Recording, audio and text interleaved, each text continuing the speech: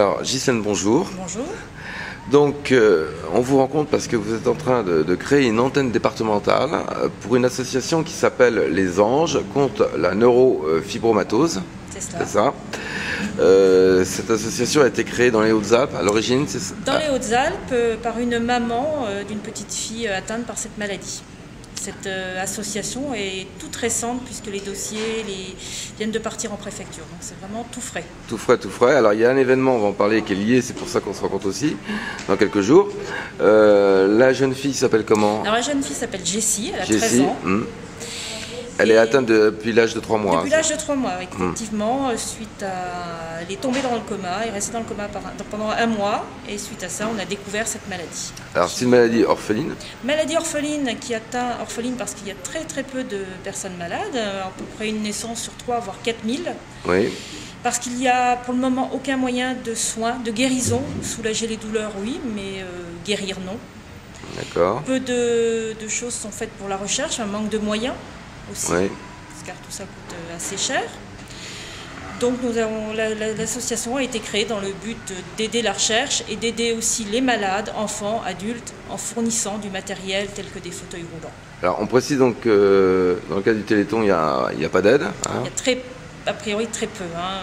D'après les statistiques, en fait, l'argent, les grosses sommes d'argent, c'est plus rentable de les réserver pour des maladies où il y a le plus de malades. On est plus sûr de soigner plus de monde. En fait. Plus de monde. Alors, cette maladie, qu'est-ce qu'elle déclenche finalement?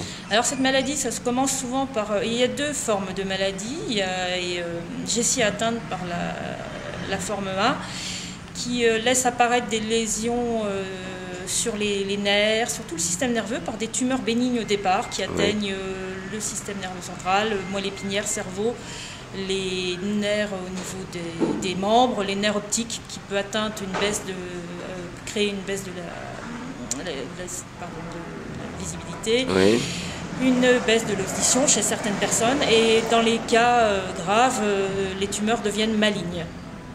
Et là, on ne peut pas opérer. Pour le moment, il n'y a pas encore eu de technique trouvée pour permet d'opérer, oui. D'enlever ces tumeurs qui touchent quand même des parties du corps sensible. Donc, on ne prend pas de risque pour le moment. Est-ce qu'il y a des souffrances autour? Il y a beaucoup de souffrances physiques. Tout ce qui touche un nerf provoque des douleurs physiques. Donc, souffrance physique et morale, bien évidemment. Morale, beaucoup de fatigue, énormément de fatigue. Les personnes ont besoin de beaucoup de repos.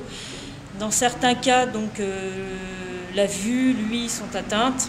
Oui. Dans le cas de Jessie, elle a été atteinte d'une hémiplégie suite à son coma, donc ce qui est un handicap aussi. Comment dire encore Elle suit une scolarité normale? Non. Je n'en sais pas encore trop parce que c'est vrai que c'est encore tout récent. Je ne frais, connaissais pas encore assez Jessie. Bon, j'ai eu l'occasion de l'avoir au téléphone. Une petite fille très agréable, qui a son petit blog, qui est gaie, quand même joyeuse malgré tout. Mais voilà. Bon, alors il y a un événement là qui va se créer autour. C'est un internaute qui s'appelle Thierry, qui va partir du Nord et qui va faire 2000 km en roller. Voilà, alors Thierry a fait connaissance de Jessie, de sa famille par le web, par le blog. Donc il a été très touché par cette petite fille malade et par cette maladie. Donc il avait envie de faire une action pour faire parler de cette maladie. Les gens connaissent, parce que c'est vrai qu'on en parle très peu. Donc Thierry a décidé de partir du nord, d'Amiens, où il vit, et de rejoindre Tallard dans les Hautes-Alpes, où vit Jessie, pour aller, comme il dit, avoir un bisou de sa petite princesse. Donc il va faire ses 2000 km en roller, et ça sur 15 jours, avec une étape à Chartres. Donc il est accompagné par contre Alors Thierry a une petite équipe d'assistance qui le suit en 4x4, avec une personne qui va s'occuper de tout ce qui est informatique, logistique, et un chauffeur. Et Thierry, donc, lui sera devant et roulera. Et il y a un sponsor qui a été trouvé? Alors, il y a des petits sponsors, petits ou même plutôt grands. Fila, la société de matériel sportif Fila, a fourni tout le matériel à Thierry, les combinaisons, casques, rollers. Oui. Le chauffeur du 4x4, par son entreprise, a réussi à avoir du matériel pour le 4x4, des gyrophares, tout ce qu'il faut. D'accord. Donc, voilà, ce qui aide beaucoup, ce qui évite les frais. Ensuite, donc, Thierry, chaque jour, fait une étape dans une ville différente. Le 19 mai, il sera à Chartres.